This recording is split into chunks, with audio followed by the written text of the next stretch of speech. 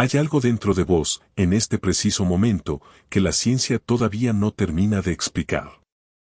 No es una idea filosófica. No es espiritualidad. Es genética pura y dura. Cada célula de tu cuerpo carga una molécula enrollada de casi 2 metros de largo. Esa molécula contiene alrededor de 3.000 millones de pares de bases. Es el manual de instrucciones más complejo que existe en la naturaleza conocida. Y durante décadas, los científicos creyeron que casi el 98% de ese manual era basura. Ruido sin función. Residuos de millones de años de evolución que no servían para nada. Lo llamaron, literalmente, ADN basura. Pero en los últimos años, algo cambió radicalmente en los laboratorios más avanzados del planeta. Ese supuesto ADN basura resultó ser cualquier cosa menos eso. Regula cuando se activan y se apagan los genes. Dirige el desarrollo del cerebro. Participa en procesos tan complejos que todavía no comprendemos del todo. Y justo cuando la ciencia empieza a descubrir lo que realmente hay ahí adentro, una pregunta antigua vuelve a hacerse más fuerte que nunca, ¿y si parte de ese código no surgió por azar? Hoy vamos a seguir la evidencia real. La que está publicada en revistas científicas. Y vamos a hacernos las preguntas que esa evidencia genera. Sin mentir. Sin exagerar. Pero sin miedo a ir a donde la lógica nos lleva. En el año 2012, el proyecto ENCODE publicó sus resultados después de años de trabajo coordinado entre cientos de laboratorios en todo el mundo. La conclusión fue impactante, al menos el 80% de lo que antes llamábamos ADN basura tiene actividad bioquímica detectable. Cumple funciones. No es ruido. Ese hallazgo obligó a reescribir libros de texto. Cambió la manera en que entendemos la regulación génica. Y abrió preguntas que todavía no tienen respuesta completa. ¿Qué hace exactamente todo ese material? Algunas respuestas están claras, hay secuencias que actúan como interruptores, encendiendo o apagando genes según el tejido o el momento del desarrollo. Hay otras que producen moléculas de ARN que no fabrican proteínas pero regulan procesos fundamentales. Pero hay regiones que siguen siendo un misterio. Regiones que muestran actividad pero cuya función exacta todavía se desconoce. Lo que esto significa es concreto. El genoma humano es mucho más complejo, mucho más sofisticado, de lo que se pensaba. Y gran parte de esa complejidad está en zonas que durante décadas nadie creyó que valía la pena estudiar. Eso por sí solo ya es extraordinario. Pero la historia se pone más interesante cuando empezamos a ver qué hay específicamente en el genoma humano que no está en ningún otro animal. El Homo sapiens anatómicamente moderno aparece en el registro fósil hace aproximadamente 300.000 años en África. Pero durante los primeros 250.000 años de nuestra existencia, vivimos más o menos como otros homínidos. Hacíamos herramientas de piedra. Cazábamos. Recolectábamos. Usábamos el fuego. Entonces, algo ocurrió. Hace entre 40.000 y 50.000 años, en un periodo que los arqueólogos llaman la Revolución del Paleolítico Superior, el comportamiento humano explota de golpe. Aparece el arte rupestre en cuevas de Europa y Asia. Aparecen instrumentos musicales, los más antiguos que conocemos, flautas talladas en hueso. Aparecen adornos personales, comercio a larga distancia, rituales funerarios elaborados. Aparece, en definitiva, lo que reconocemos como cultura humana moderna. Lo fascinante es la velocidad. En términos geológicos y evolutivos, ese cambio fue casi instantáneo. Y no ocurrió de forma gradual y dispersa, sino de manera relativamente simultánea en distintas regiones del mundo. ¿Qué cambió? ¿Por qué en ese momento y no antes? ¿Fue un cambio genético, un cambio cultural, o ambos? Son preguntas que los especialistas siguen debatiendo activamente hoy. Y la respuesta que encontremos va a decir mucho sobre quiénes somos realmente. Dentro del genoma humano hay zonas muy particulares que los científicos llaman regiones aceleradas humanas, o HARS por sus siglas en inglés. Son secuencias del ADN que permanecieron prácticamente sin cambios durante millones de años en todos los mamíferos, desde los ratones hasta los chimpancés. Pero en la línea evolutiva que lleva al Homo sapiens, cambiaron de manera notablemente rápida. La más estudiada se llama HAR1. Estuvo casi congelada durante más de 300 millones de años de evolución en mamíferos. Y en humanos acumuló 18 cambios en relativamente poco tiempo evolutivo. ¿Qué hace HAR1? Está activa durante el desarrollo del cerebro fetal, específicamente en las células que forman la corteza cerebral. Esa estructura del cerebro que está directamente asociada al pensamiento abstracto, al lenguaje, a la planificación y a la conciencia. Hay más de 2.000 regiones HARS identificadas en el genoma humano. Muchas de ellas tienen funciones regulatorias vinculadas al desarrollo del sistema nervioso.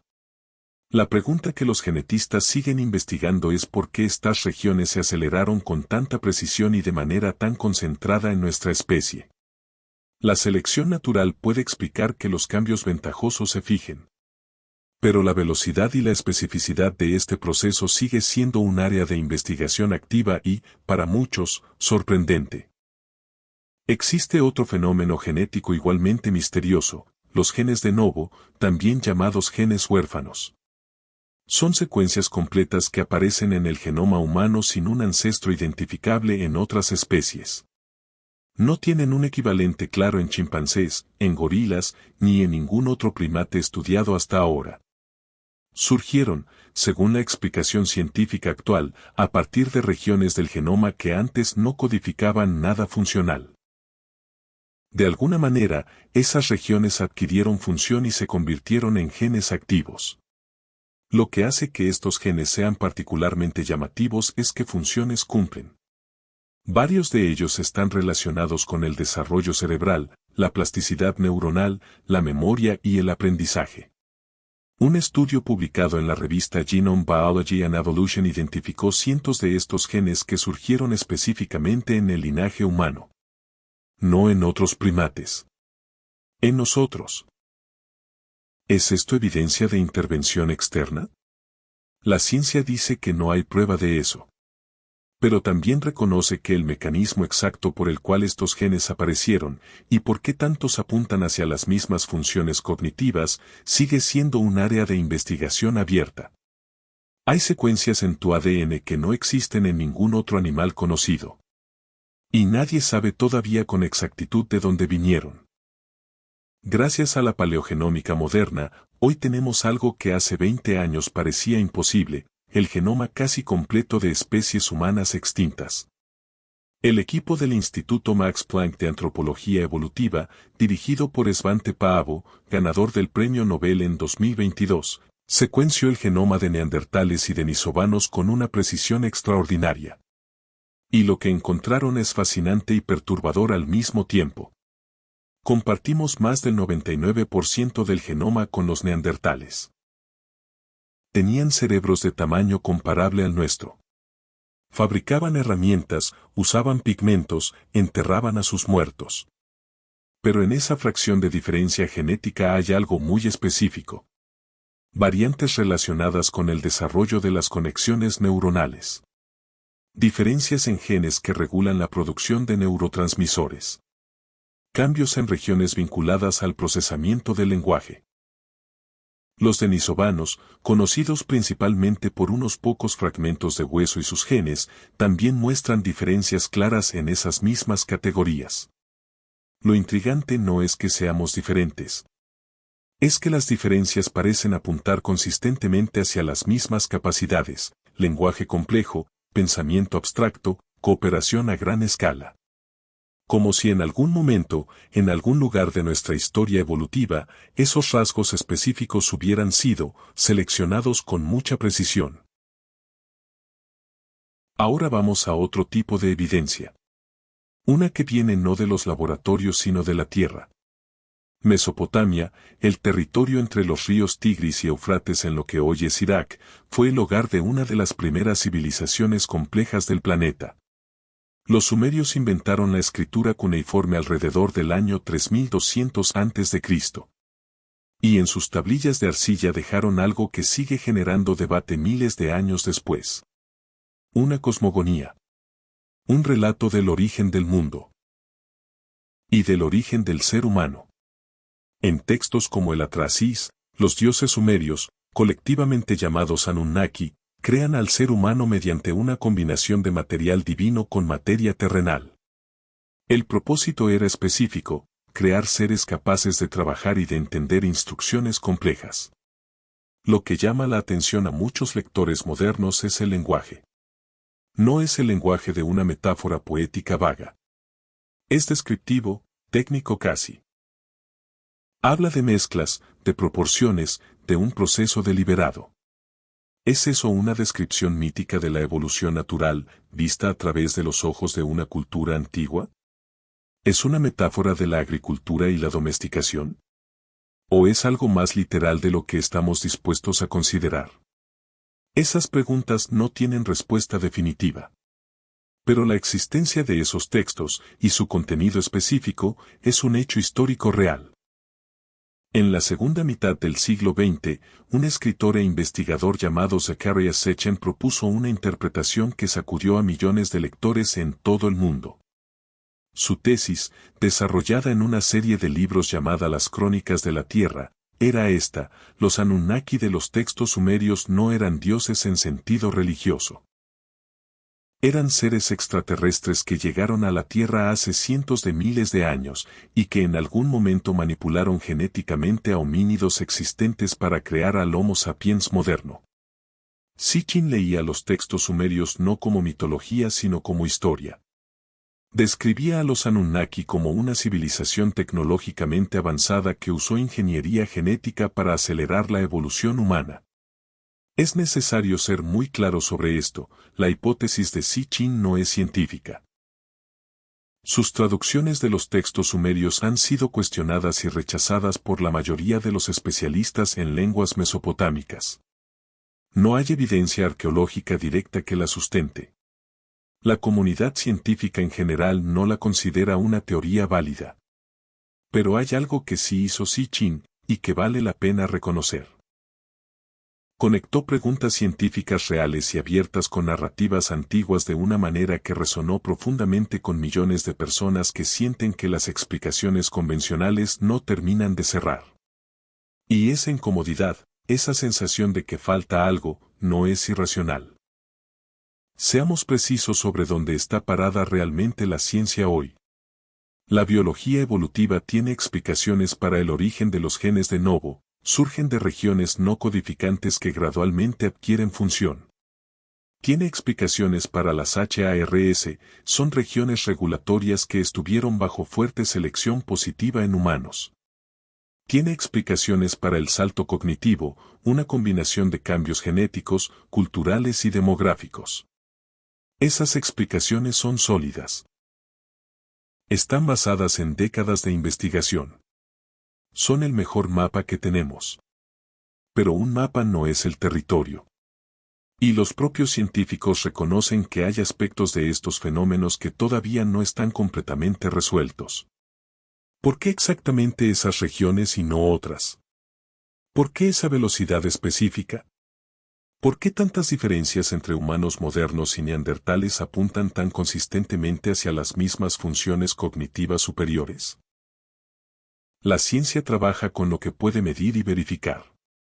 Y cuando algo no puede medirse todavía, la respuesta honesta no es inventar una certeza. Es decir, seguimos investigando. Ese espacio, el espacio entre lo que sabemos y lo que todavía no podemos verificar, es donde vive la hipótesis de los Anunnaki. No como respuesta probada.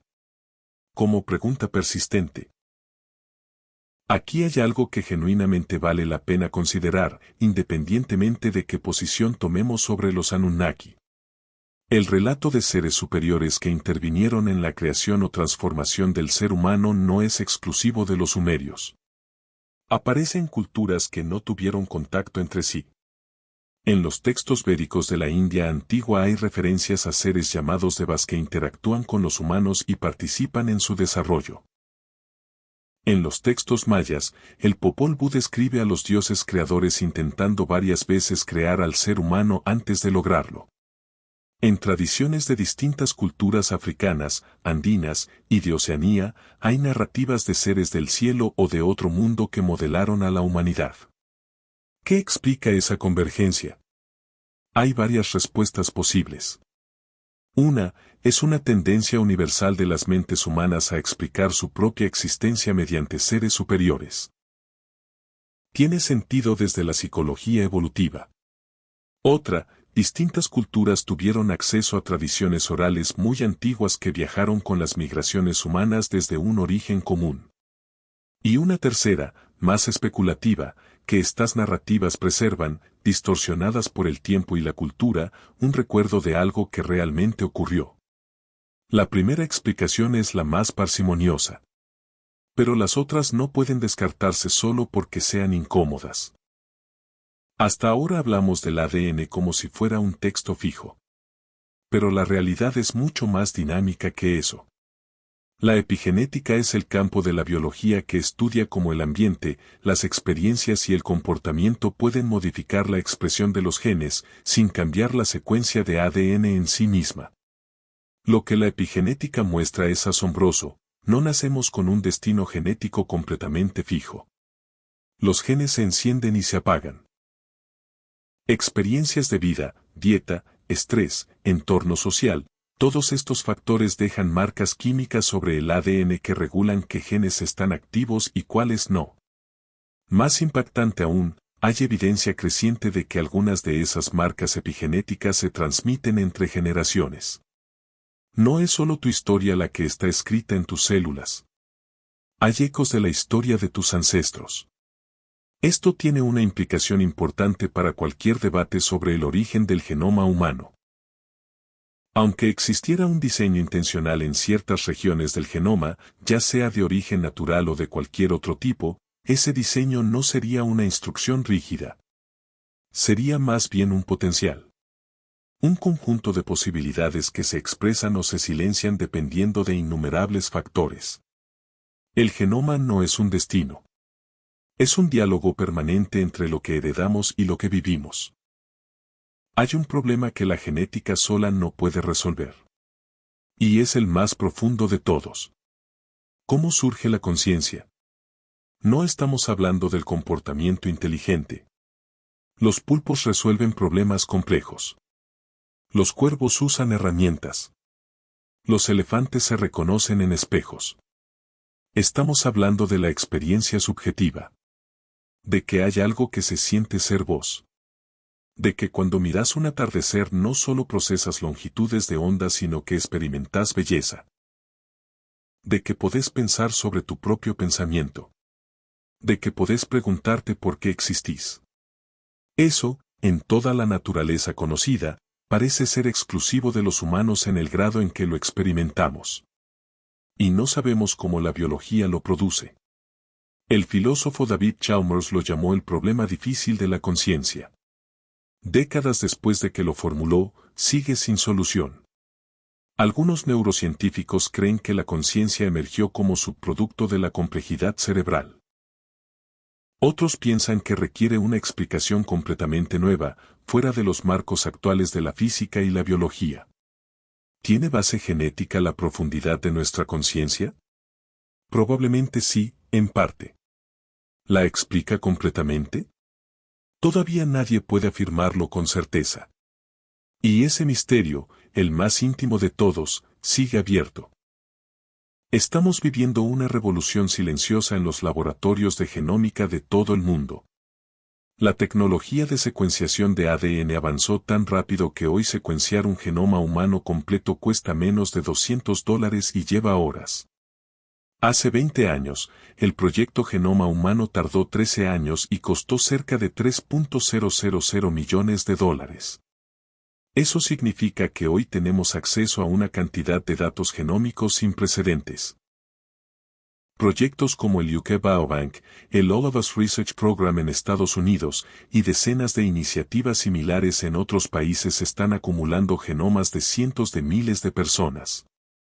Y con esos datos, usando inteligencia artificial y aprendizaje automático, los investigadores están encontrando patrones que ningún científico podría haber detectado manualmente. ¿Qué están encontrando?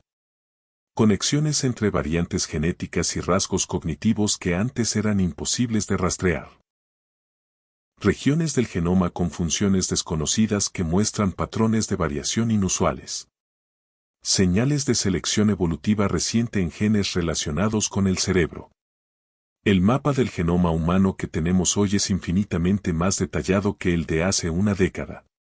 Y paradójicamente, mientras más detallado es el mapa, más claramente vemos cuánto terreno todavía no comprendemos. Hagamos un ejercicio intelectual honesto. Si realmente hubiera ocurrido algún tipo de intervención en el genoma humano en el pasado, ¿qué tipo de evidencia esperaríamos encontrar? Esperaríamos encontrar cambios genéticos que ocurrieron más rápido de lo que los modelos evolutivos predicen. Eso existe, son las HARS. Esperaríamos encontrar secuencias sin ancestro claro en otras especies. Eso existe, son los genes de novo. Esperaríamos encontrar diferencias muy específicas entre humanos modernos y especies relacionadas, concentradas en funciones cognitivas superiores. Eso también existe. Ahora bien, ¿eso prueba una intervención? No. Definitivamente no. Porque todas esas observaciones tienen también explicaciones dentro del marco de la evolución natural. La pregunta científica correcta no es ¿esto prueba los Anunnaki?, sino ¿puede la evolución natural explicar esto completamente? Y la respuesta honesta es, no. Lo que este ejercicio muestra es algo más sutil, que si existiera una intervención genética antigua, no la podríamos distinguir fácilmente de una evolución muy rápida y direccionada. No con las herramientas que tenemos hoy. Eso no prueba nada. Pero es intelectualmente honesto reconocerlo. La genética no es el único campo donde aparecen preguntas difíciles sobre el origen humano. La arqueología tiene los suyos propios. Göbekli Tepe, en la actual Turquía, es un complejo de estructuras megalíticas construido hace aproximadamente 12.000 años. Antes de su descubrimiento, la narrativa estándar era que los humanos de esa época eran cazadores-recolectores nómades, sin la organización social necesaria para construir monumentos a gran escala. Göbekli Tepe tiró esa narrativa por la ventana. La complejidad de su construcción implica una organización social, una planificación y un conocimiento técnico que no encajan con lo que se esperaba de esa época. Hay más casos así. Estructuras megalíticas en distintas partes del mundo cuya construcción sigue planteando preguntas sobre las capacidades reales de las culturas que las edificaron. Conocimientos astronómicos en civilizaciones antiguas que parecen más sofisticados de lo que sus herramientas deberían permitir. ¿Significa esto que hubo intervención extraterrestre? No necesariamente. Los humanos son ingeniosos y han sido subestimados muchas veces por los investigadores. Pero sí significa que nuestra imagen del pasado humano sigue siendo incompleta. Y que la humildad intelectual, en este campo, no es debilidad. Es el único camino serio. La historia de la ciencia está llena de ideas que primero parecieron ridículas y después resultaron ciertas. La teoría de que las bacterias causan úlceras fue rechazada durante décadas. El científico que la propuso, Barry Marshall, terminó tomándose un vaso de bacteria para demostrarlo. Ganó el Nobel en 2005. La idea de que los continentes se mueven fue considerada absurda durante la primera mitad del siglo XX. Alfred Wegener, que propuso la deriva continental, murió sin que su teoría fuera aceptada. Esto no significa que todas las ideas rechazadas sean correctas. La mayoría no lo son. Significa que el rechazo inicial no es prueba de falsedad. La hipótesis de una intervención antigua en el genoma humano no tiene evidencia directa que la sustente. Eso es un hecho. Y en ciencia, la carga de la prueba está del lado de quien hace la afirmación extraordinaria. Pero hacer la pregunta no es irresponsable. Investigar si hay patrones en el genoma que no encajan bien con los modelos actuales no es pseudociencia. Es exactamente lo que los científicos están haciendo. La diferencia entre la ciencia y la especulación no está en las preguntas que se hacen. Está en el rigor con que se buscan y evalúan las respuestas. ¿Por qué importa todo esto más allá del interés intelectual? Porque la pregunta sobre el origen humano no es abstracta. Es personal. Si somos el resultado de un proceso evolutivo largo, gradual, sin dirección ni propósito particular, eso dice algo sobre quiénes somos y hacia dónde vamos como especie. Si hay algo más en nuestra historia, algo que todavía no entendemos completamente, eso también dice algo diferente. No estoy diciendo que una versión sea más reconfortante que la otra. La evolución sin intervención tiene su propia grandeza. La idea de que la conciencia y la creatividad emergieron de procesos naturales sin guía es, en cierta forma, más extraordinaria que cualquier intervención externa. Pero lo que sí importa, en cualquier caso, es qué hacemos con lo que somos. Tenemos un cerebro capaz de hacer arte, ciencia, música, filosofía. Tenemos la capacidad de cooperar a escalas que ningún otro animal puede. Tenemos la capacidad de hacernos preguntas sobre nuestra propia existencia. Eso es real. Está documentado. Y sea cual sea su origen, es lo que tenemos para trabajar. La pregunta más importante no es de dónde venimos. Es qué hacemos con lo que somos. Entonces, ¿qué sabemos realmente? Sabemos que el genoma humano contiene misterios genuinos, regiones que evolucionaron de manera inusualmente rápida, genes sin equivalente claro en otras especies, diferencias muy específicas respecto a nuestros parientes extintos más cercanos. Sabemos que el salto cognitivo humano sigue siendo un tema de investigación activa y debate legítimo entre especialistas. Sabemos que culturas antiguas de todo el mundo dejaron relatos de intervención de seres superiores en la creación humana y que esos relatos tienen miles de años de antigüedad. Sabemos que la hipótesis de los Anunnaki, tal como la formuló Sitchin y los nuevos teóricos, no tiene respaldo científico directo. Pero también sabemos que la ciencia está atrasada en muchos conocimientos. ¿Qué significa todo eso? Que vivimos en un momento fascinante. Nunca antes tuvimos las herramientas para explorar estas preguntas con tanta profundidad. Y nunca antes fue más importante distinguir entre lo que sabemos, lo que sospechamos y lo que simplemente no sabemos todavía. Si este video te generó más preguntas que respuestas, bienvenido al club. Así debería ser. Déjame en los comentarios qué parte te impactó más o qué querés que exploremos en el próximo video. Dale like si llegaste hasta acá. Suscríbete para seguir en este camino. Y activa la campanita. Nos vemos pronto. Seguí preguntando.